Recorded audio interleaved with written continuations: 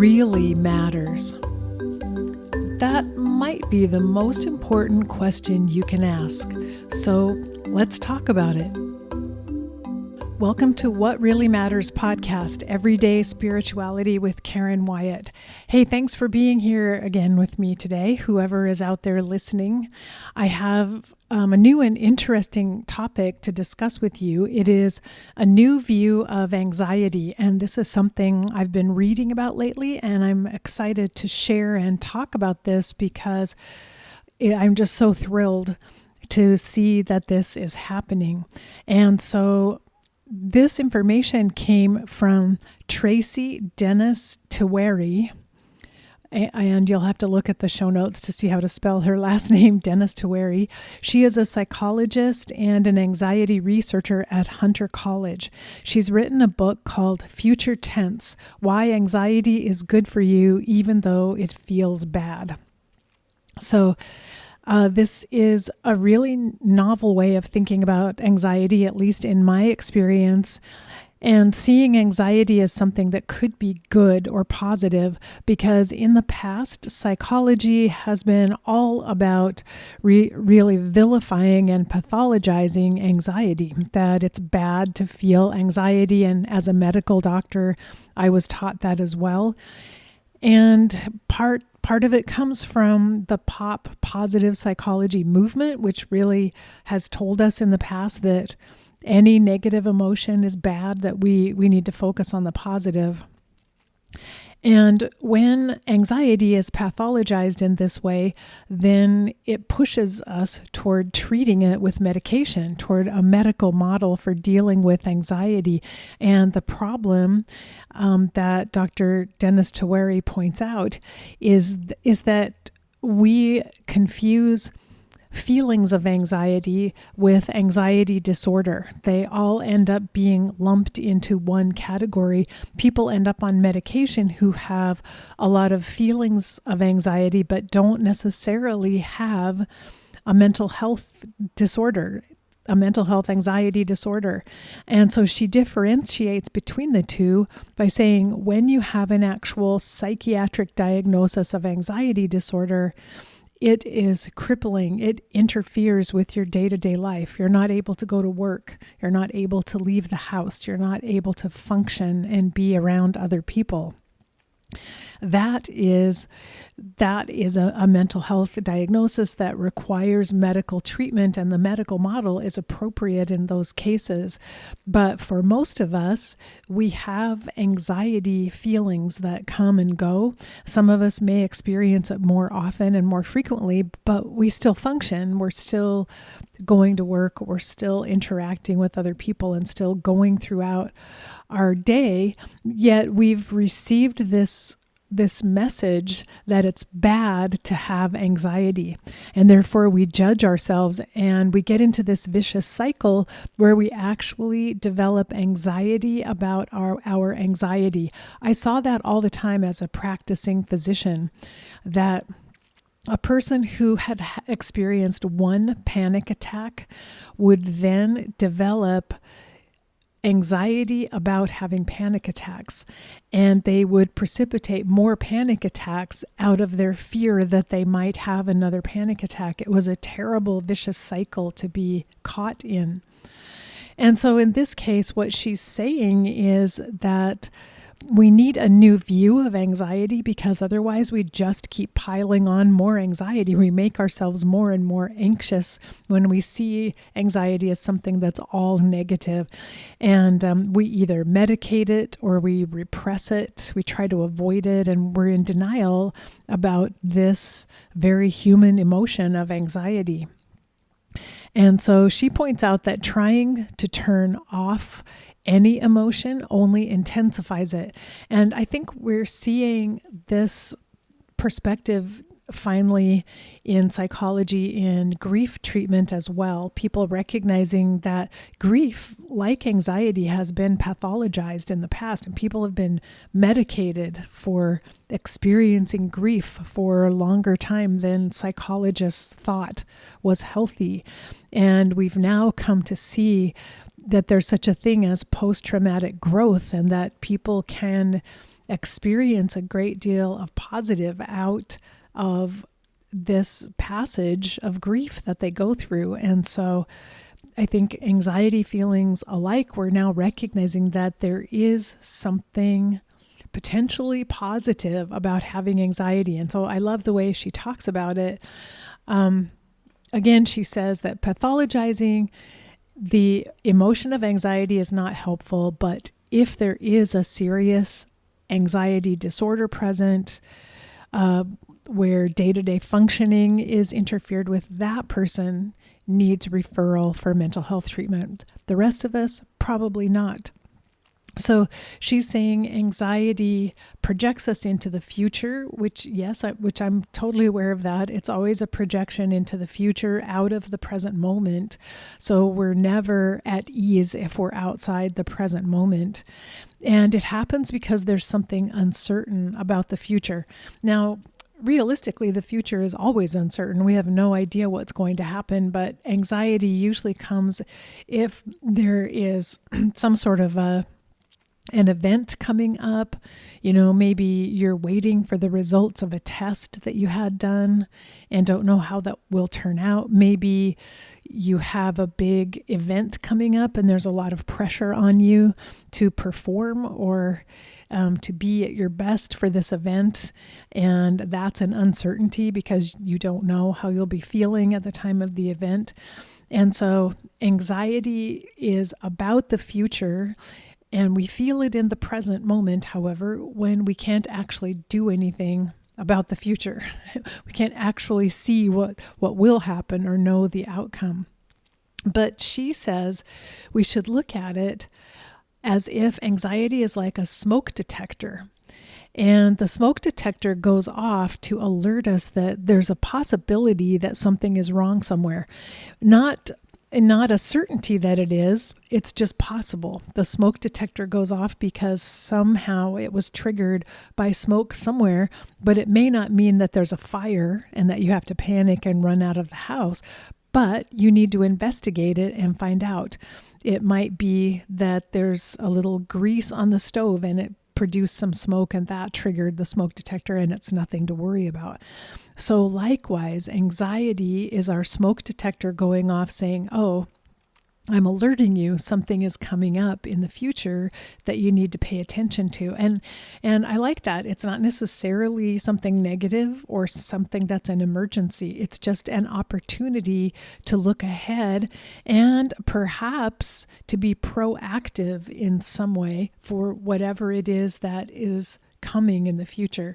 So she also says anxiety tells us that whatever issue the anxiety is arising over is something that's important to us. We wouldn't be feeling anxiety if it wasn't important to us. And so that's a positive thing. Our anxiety detector is alerting us, oh, there's something important happening in a few weeks that you should pay attention to. And again, we shouldn't panic about it, but maybe we should investigate it and take a look at it and think about it. There's a possibility of a positive or a negative outcome. We don't know. Anything could happen. The anxiety is telling us that that possibility is possible, she says. And I really like that idea of emphasizing what's possible, and what's possible could be anything that could happen. And so we don't want to give an untoward amount of energy toward thinking that the negative outcome will happen, nor do we want to get attached to the positive outcome. Perhaps we want to learn how we can look at this possibility for the future in a more neutral way without getting ourselves too attached or too frightened about it. So she did describe that moderate anxiety does trigger the fight or flight reflex. So we have adrenaline coursing through our system, which can cause some feelings of stress, make our heart beat faster, our breathing faster, and we can experience that physically in our body. But the fight or flight reaction also, it's making us more alert. And aware of something going on. So we're ready to deal with it, ready to take action and do something to handle it. But the interesting thing she's discovered in her research is that moderate anxiety also causes the release of oxytocin. And oxytocin, I've talked about a lot before, which is the love hormone. This hormone causes us to feel more connected to other people, to want to be close to other people. It encourages relationships. And as she points out, how interesting. Anxiety itself causes higher levels of oxytocin, which make us more likely to want to connect with other people socially, which is the very solution for the anxiety that we're feeling. And so isn't that beautiful? Like the solution to the problem is contained within the problem. And in a way, when we look at anxiety that way, it's quite beautiful. It isn't really something that we have to fear or dread or want to get rid of. It's that the anxiety is bringing our attention to a subject matter that we need to look at. It's also giving us some of the tools that we need. It's making us more alert and aware and making us more relatable, more likely to connect with other people. So this is something really positive, a really good way to look at anxiety, so that we don't need to dread having anxiety or fear it as much as we might have in the past. We can stop for a moment when we feel anxiety rising within us and look at it as, oh, how curious, how interesting. Anxiety's coming up. I wonder why. Just like, oh, my smoke detector went off. I wonder why that is. Let me go investigate. Now, it doesn't mean that we should drag our feet or take our time. It's probably telling us, like, why don't you look at this right now? And so this is a new story about anxiety. It can be helpful to us, not necessarily destructive. It can help us build new and greater resilience skills. So I really like these 3 steps she suggested. First of all is just viewing anxiety simply as information. It's giving me some information about something that's important to me. View it as neutrally as possible, without fear or dread, without judgment that it's definitely something negative, or, oh no, this anxiety is going to make me sick. Oh, I'm not mentally stable because I'm anxious right now. No, just that, oh, anxiety is rising up. How interesting. Let's look and see where that's coming from. And so then pause for a moment and do take a look at what is this anxiety about. And sometimes the anxiety is about things that are happening in the world. Maybe we have anxiety about climate change because we're seeing the effects of it all around us and experiencing that. And it may feel to us like there's nothing I can do about it. This is a global problem and we need nations and governments to step up and do something huge to fix it. But maybe the anxiety about climate change could cause us to simply look at our own day-to-day lives. What could I do in my life today? What small thing could I do that might make a difference? Do I just sit here and feel hopeless and do nothing? Or are there some changes I could make in how I behave that may have an impact no matter how small? And so the anxiety can serve us well as a reminder that we need to sometimes reevaluate and take a look at how we're living or how we're behaving in case there are some changes we could make. Maybe there are some things we could be doing, and maybe the anxiety is trying to tell us that, like, hey, get up, make a few changes, do things differently, conserve water, conserve electricity, and grow a garden. Maybe the anxiety is pointing us toward making some changes in our own life. She also said to be sure and stay in the present moment as we look at our anxiety and not get into panic or fear about the future or judgment about the anxiety itself. Try to stay neutral and try to stay in the present moment and just sit with the anxiety and look at it. And then the third is, again, ask what useful information is this anxiety bringing me and what purpose might it have? And it's kind of like asking the serenity prayer which I probably can't quote this exactly, but something about grant me the serenity to accept the things I cannot change, the courage to change the things I can, and the wisdom to know the difference. And so I think anxiety is calling our attention to things that we need to take a look at. And it's up to us to figure out what can we change and what can we not change. If we can't change it, we simply have to find ways to accept it and ways to live with it and be with whatever is happening. But if we can change it, then by all means, the anxiety is our helpful friend who's saying, hey, look, pay attention to this issue. There's some things you could do that might make a difference. And so I just love this positive perspective on anxiety. And it's really going to change how I view anxiety within myself. For the most part, I'm a pretty calm person, and people always tell me that. However, I have my moments of anxiety, usually there when I'm alone and maybe lying in bed at night when I feel anxious about things. I really like having a new way of looking at that anxiety when I do feel it arising within me. And since right now, anxiety is a huge issue in our entire society. One thing the author points out is that in the mental health field, we've been working on anxiety with medications, with therapy around the positive psychology ideals for decades now.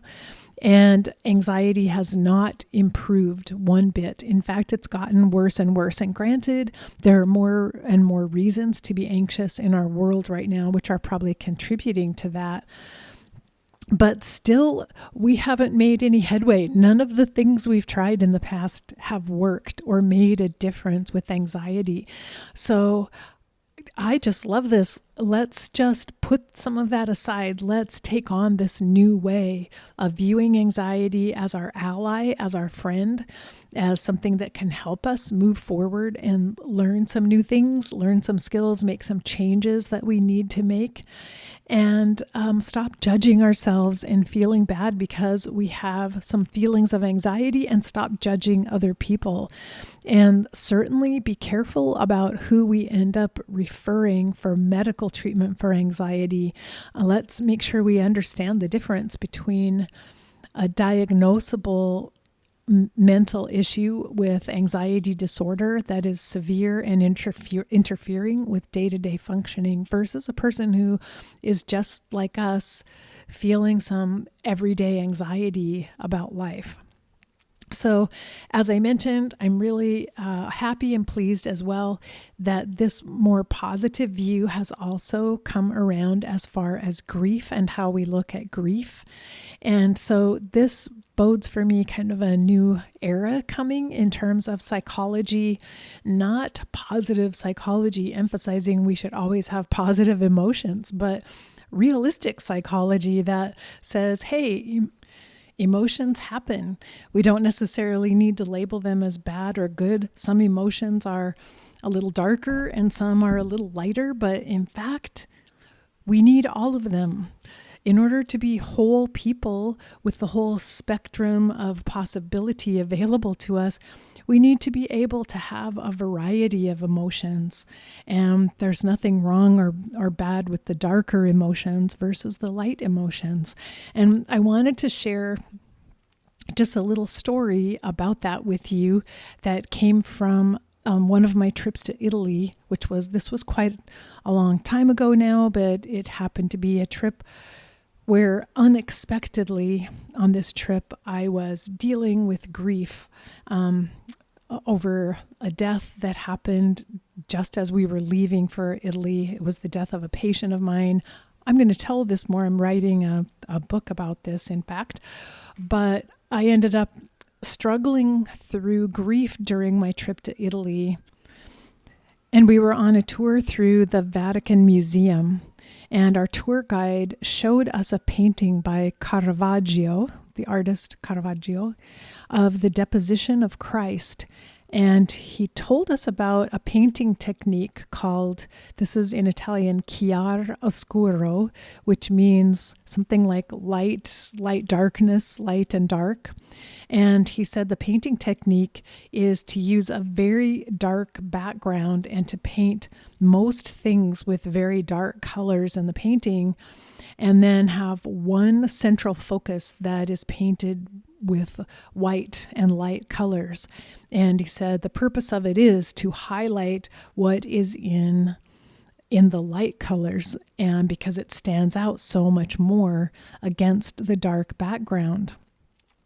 And for some reason, that moment standing there in that museum, it struck me like, oh my goodness, like I'm on this amazing trip in Italy, which is wonderful. And I've always wanted to come here. And here I am.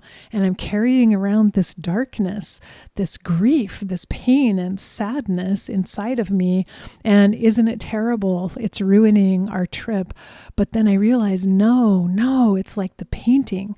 The darkness is the backdrop so that the light shows up even brighter and more clearly, and you can see the definition of the light so much more easily when the backdrop is dark.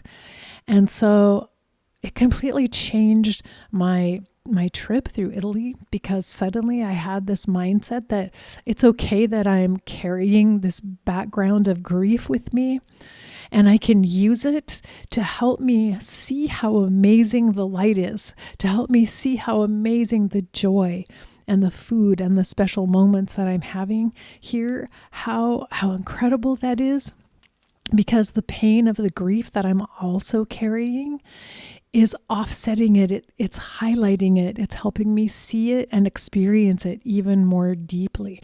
And so this was an amazing aha moment that I had on that trip. So powerful and incredible. And there were many, many others, which is why I'm doing some more writing about it.